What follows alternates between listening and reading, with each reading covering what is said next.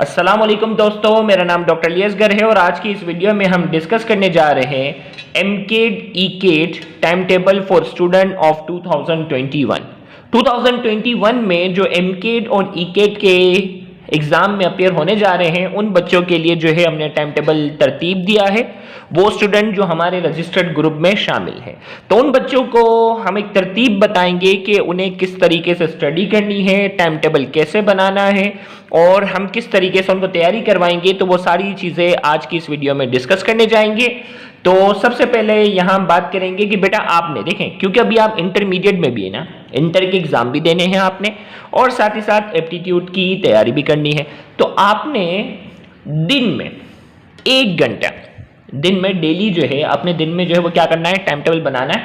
कोई 1 घंटा मखसूस रखना है, कोई भी टाइम आपको जो सुटेबल रखे। और अगर आप बहुत ज़्यादा हार्ड वर्किंग स्टूडेंट हैं तो मैं आपको एडवाइस दूंगा कि आप 1.5 घंटा अगर रख सकें टाइम एप्टीट्यूड के लिए इस वक्त, क्योंकि इंटर की साथ साथ स्टडी भी करनी है ना, सब चीज़ों को मैनेज करना मुश्किल है। तो मैं आपको सिंपल कह रहा हूं कि डेली 1 घंटा, और अगर आप बहुत ज़्यादा मेहनती बच्चे हैं, हार्ड वर्किंग हैं, तो 1 घंटा और 1 घंटा और आधा घंटा और, यानी 1.5 घंटा अगर आप रख सकें तो बहुत ही अच्छी बात होगी। एनी पर्टिकुलर टाइम, आप कोई भी पर्टिकुलर टाइम, आपको अगर दोपहर के टाइम पे आपको टाइम मिल रहा है या रात के टाइम पे मिल रहा है या सुबह के टाइम मिल रहा है, एनी टाइम आपने जो है वो 1 से 1.5 घंटा जो है वो अपने लिए मखसूस रखना है कि भाई इस टाइम पर आपने एप्टीट्यूड की तैयारी करनी है। बाकी जितने भी टाइम है उसमें आप अपने इंटर के एग्जाम पे फोकस करें, कॉलेज पर, कोचिंग पर, जो आप करते हैं वो करें, लेकिन आपने जो है वो 1 से 1.5 घंटा जो है वो क्या करना है, एक टाइम टेबल आज ही अपनी कॉपी में लिख लो कि भाई इस टाइम पर कुछ भी हो जाए, इस टाइम पर कुछ भी हो जाए आपने एमकेट ईकेट की तैयारी करनी है। हमारी एमकेट ईकेट की जो क्लासेस आपको जैसा कि मालूम है 11 नवंबर यानी कल से ये बाकायदा जो है वो हम 2021 में अपियर होने वाले स्टूडेंट के लिए हम बाकायदा स्टार्ट करेंगे। लास्ट डेट ऑफ रजिस्ट्रेशन जो है वो 10 नवंबर है। वो स्टूडेंट जिसने अब तक रजिस्ट्रेशन नहीं करवाई तो उसके लिए आज जो है वो लास्ट चांस है कि वो आज जो है वो रजिस्ट्रेशन इस ग्रुप में करवा सकता है। रजिस्ट्रेशन की डिटेल जो है वो हम इस वीडियो के नीचे कमेंट में डाल देंगे ताकि जो रजिस्ट्रेशन करवाना चाह रहे हैं और अब तक नहीं करवाए तो वो करवा लें। एमसीक्यू टेस्ट याद रहे, स्टार्ट करते हैं। MCQ test of 50 questions on every week. हर हफ्ते आपका टेस्ट हुआ करेगा, गौर से सुनो बच्चों, हर हफ्ते 50 एमसीक्यू का टेस्ट हुआ करेगा। आपको जो है वो डेट बता दी जाएगी। टाइमिंग हमारी वैसे रात के 9 बजे होती है फिक्स, ताकि बच्चा जो है वो सारे काम काज छोड़कर जो है ना रात को बिल्कुल फ्री होना उस टाइम पर दे, क्योंकि दिन के टाइम पे कोई फला बिजी है, सुबह के टाइम पे फिर कोई बिजी है, दोपहर में बिजी है, रात के टाइम ऐसी है कि सारे बच्चे घर आ चुके होते हैं और तसल्ली से वो कर सकते हैं। तो ठीक रात 9 बजे हमारी टेस्ट की जो है वो टाइमिंग होती है। तो आपको जो है वो टेस्ट की तारीख पहले से बता दी जाएगी, 1 हफ्ता पहले, कि भाई फला तारीख को आपका जो है वो फला सब्जेक्ट का और फला टॉपिक भी बता दी जाएंगे कि फला टॉपिक या फला चैप्टर का जो है वो आपका टेस्ट है। उसके लेक्चर आपको प्रोवाइड किए जाएंगे। Lecture will be provided which you have to watch and note down important points in a separate copy. याद रखिएगा, आपने जो है वो क्या करना है, लेक्चर आपको जो दिए जाए ना, आप ऐसे सोचिएगा कि टीचर आपको पढ़ा रहा है। पता है बाज़ वक़्त क्या होता है, स्टूडेंट हो जाते हैं सुस्त कि भाई लेक्चर डाउनलोड करके रख दिया, अब इसको 4 बार देखूंगा, 5 बार देखूंगा, वो वक्त कभी नहीं आता। आप ये सोचेंगे ये लेक्चर जो है वो पहली बार और आखिरी बार सुन रहे हैं, तो आप क्या करेंगे, एक सेपरेट कॉपी बना लो। एमकेट ईकेट के लिए आपने एक सेपरेट कॉपी बना ली है। जो भी लेक्चर देखें उसको समझने के बाद उसके इंपॉर्टेंट पॉइंट अपनी कॉपी में साफ सुथरे तरीके से नोट डाउन कर लें, ताकि बाद में जब भी रिवीजन करना हो तो आपको उस लेक्चर की जरूरत ना हो, आपको सिंपल अपने पॉइंट्स जो है वो रिकॉल करने हो और आपकी रिवीजन क्या हो जाए, हो जाए। तो याद रखिएगा, अक्सर बच्चा जो होता है ना साल के एंड में जाकर, सर वो फला स्टार्ट के लेक्चर जो है वो मेरे खो गए हैं, वो मिस हो गए हैं, ये हैं, ऐसी नौबत ही ना है। क्योंकि फिजिकल क्लासेस में जो 40-40 हज़ार रुपये ले रहे हैं, क्या वो फिजिकल क्लासेस में लेक्चर समझाने के बाद वो टीचर आपको क्या दोबारा बार बार वो लेक्चर समझाएगा? नहीं। तो आपने सिंपल जो जो इंपॉर्टेंट टॉपिक हो उसको अच्छे से क्या कर लें, कॉपी में नोट डाउन कर लेंगे, बाद में उस लेक्चर की आपको जरूरत ही ना हो, आपकी कॉपी ही काफी हो। After watching lecture in a sequence, आपको जो लेक्चर तरतीब से दिए जाएंगे ना, लेक्चर 1, 2, 3, 4, 5, वो सारे जो हैं वो आपने जो टाइम टेबल अपना मखसूस रखा हुआ है उसमें आपने जो है वो लेक्चर्स क्या करने हैं, देखने हैं। Watch MCQ discussion lecture. पहले थ्योरी के पहले जो टॉपिक्स होंगे ना वो टॉपिक्स आपको समझाए जाएंगे। वो टॉपिक्स समझने के बाद, गौर से सुनिएगा, वो टॉपिक्स समझने के बाद फिर आपने क्या करना है, एमसीक्यू डिस्कशन के लेक्चर देखने कि भाई कौन सा एमसीक्यू कैसे आता है, इसका आंसर क्या है, सर ने क्या एक्सप्लेन किया। डायरेक्ट एमसीक्यू डिस्कशन देखोगे तो कभी समझ नहीं आएगा। पहले थ्योरी अपने अच्छी करनी है, फिर एमसीक्यू डिस्कशन देखने हैं। And if you have a manage time, देखो अगर आप टाइम मैनेज कर सकते हैं, रीड योर टेक्स्ट बुक। भाई जो टॉपिक आपने लेक्चर से समझे ना उसको आप क्या कर सकते हैं, टेक्स्ट बुक से क्या कर सकते हैं, रीड कर सकते हैं। लेकिन देखो मैंने यहाँ लिखा है इफ यू मैनेज टाइम। अगर आपको लग रहा है कि अभी इंटर जो है वो साथ साथ चल रहा है, थोड़ा सा टफ हो रहा है, मैनेज करना मुश्किल हो रहा है, तो भले आप टेक्स्ट बुक ना रीड करें, गौर से सुनिएगा, भले आप टेक्स्ट बुक रीड ना करें, आप लेक्चर अच्छे से सुने, अंडरस्टैंड करें, नोट डाउन करें और एमसीक्यू डिस्कशन सुने और टेस्ट में अपेयर हो जाए। क्योंकि हमारे लेक्चर से 98% सारे एमसीक्यू क्या हो जाते हैं, कवर हो जाते हैं, क्योंकि एमसीक्यू में हमने सारी अहम बातें जो है वो डिस्कस की। तो अगर आप टेक्स्ट बुक पढ़ना चाहते हैं, इट इज वेरी गुड। अगर आप एमसीक्यू टेक्स्ट बुक नहीं पढ़ने का टाइम मैनेज नहीं हो रहा क्योंकि इंटर की तैयारी साथ साथ करनी है, ओके कोई इशू नहीं। वैसे तो आपको एडवांटेज है ना, फिजिकल कोचिंग में क्या होगा, एक मखसूस टाइम पर आपको जाना है, ट्रेवलिंग का डिस्टेंस, ट्रेवलिंग के एक्सपेंसेस, आना जाना वो अलग थकावट करवा देता है। और ज्यादातर क्या करते हैं सैटरडे संडे में, अब संडे हफ्ते में एक दिन मिलता है जिसमें बच्चा अपना दिमाग फ्रेश करता है, अपनी फैमिली को टाइम देता है, घूमने जाता है, वो संडे में ही क्लासेस आपको जो सुबह सवेरे भेजते हैं ना, बच्चा हो जाता है मेंटली टॉर्चर, स्ट्रेस का शिकार होता है। यहाँ ऐसा नहीं है, आपने डेली जो है 1 से 1.5 घंटा आराम से आप निकाल सकते हैं। तो read your text book if you manage time. अगर आप मैनेज कर सकते हैं, अगर आपको जरा भी लग रहा है कि आप मैनेज नहीं कर पा रहे हैं, ओके, इसको आप इंटर के बाद जब आप वो शुरू करोगे ना तो पढ़ सकते हैं। For MCQ practice, MCQ practice के लिए हम आपको ग्रुप में कुछ पीडीएफ बुक प्रोवाइड करेंगे। अब पीडीएफ बुक जो होगी, हम ज्यादातर इंटरनेशनल बुक होती है ना, जहां से ये पास पेपर वाले जो है ना, जहां से ये फाइनल पेपर बनाने वाले अक्सर एमसीक्यू कॉपी पेस्ट करते हैं। हमें इतना एक्सपीरियंस तो हमें है कि हम जब पास पेपर देखते हैं ना तो हमें आइडिया हो जाता है कि फला एमसीक्यू जो है वो सेट की इस बुक से लिया गया, फला एमसीक्यू इससे लिया गया, फला इस एमसीक्यू बुक से लिया गया, हमें अंदाजा हो जाता है।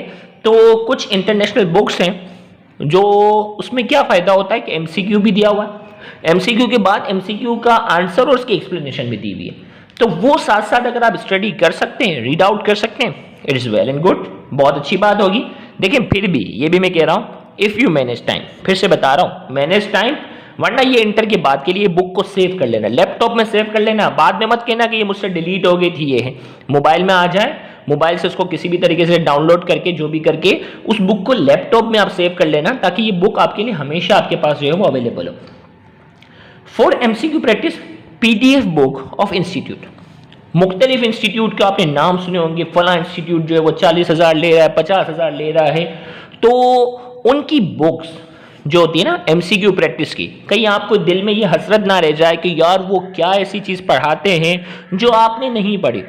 तो उन इंस्टीट्यूट की, और ये छोटे मोटे इंस्टीट्यूट नहीं, बहुत नाम ना वाले इंस्टीट्यूट जो हैं उनकी बुक्स जो हैं वो भी पीडीएफ फॉर्म में जो है वो अवेलेबल हैं, वो भी हम आपको प्रोवाइड करेंगे। और आप एमसीक्यू बुक देख कर ही आपको अंदाजा हो जाएगा कि वो क्या इतनी गलतियां उस बुक में, आंसर में अलग गलतियां, टाइपिंग में अलग गलतियां, आप बोलेंगे कि ये 40 और 50 हज़ार रुपये लेकर ये बच्चों को क्या प्रोवाइड कर रहे हैं। इसीलिए मैं हमेशा जो है इंटरनेशनल बुक्स जो होती हैं वो रिकमेंड करता हूं कि बेटा इनको पढ़ें, इसकी एक्सप्लेनेशन, इनकी लॉजिक एक्स्ट्राऑर्डिनरी होती है।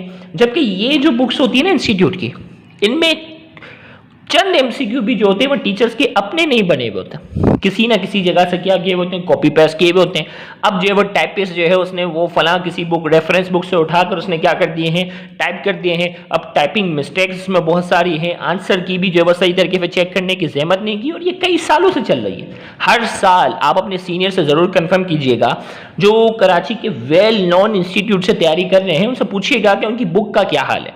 कोई भी इंस्टीट्यूट, मैं ये कह रहा हूं, आप छोटे मोटे इंस्टीट्यूट की तो बात ही नहीं कर रहा, आप बड़े नाम निहाद वाले जो अपने आप को बड़ा प्राउड फील करते हैं, पोजीशन होल्डर्स की लिस्ट लगा देते हैं, आप सिर्फ उनकी बुक का हाल देखिएगा, उनसे पूछिएगा कि इनकी बुक क्या है, तो वो ज्यादातर कहेंगे कि वो कबारे हैं, इतनी गलतियां हैं कि उससे प्रैक्टिस से ज्यादा जो है वो एक टेंशन क्रिएट हो जाती है और प्रॉब्लम बढ़ जाती है।